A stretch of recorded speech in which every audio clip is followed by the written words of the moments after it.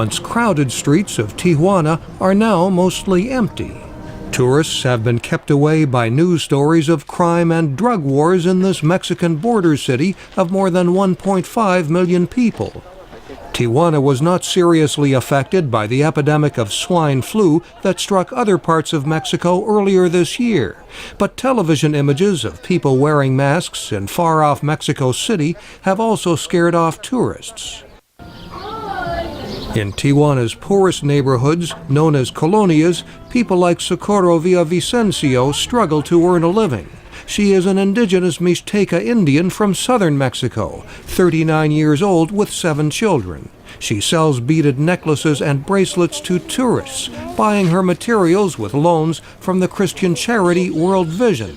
She says sales are down and fear of crime has kept away customers. The police in the U.S., I see on the news, that they don't let the Americans cross the border because they say Mexico is dangerous. American officials have urged tourists to be cautious, but they are not forbidding them from traveling if they wish. The fact is, most don't want to. In another colonia, Maria del Refugio Salazar is part of a women's cooperative also set up with small loans from World Vision. She and her neighbors are struggling to keep their business alive.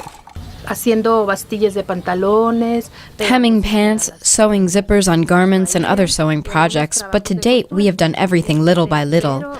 But what has given us the most results and the biggest economic gains has been work we've done with sewing.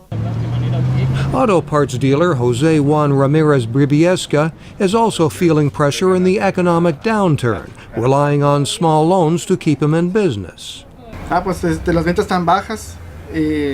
Sales are down. There is some debt that comes from buying merchandise. We take out credit. Sales are down, and people take their time in paying. It all adds up to hardship, says Noe Martinez Vidal, director of the Border Project for World Vision. He says this small colonia, and many others like it, have soaring unemployment. We can probably say that out of approximately these 1,000 families, at least 30% of them have lost their jobs in the maquiladoras, service jobs and different jobs because of the economic situation which has affected these families. For Tijuana's poor, life is hard even in good times. Today it is much harder. Mike O'Sullivan, VOA News, Tijuana, Mexico.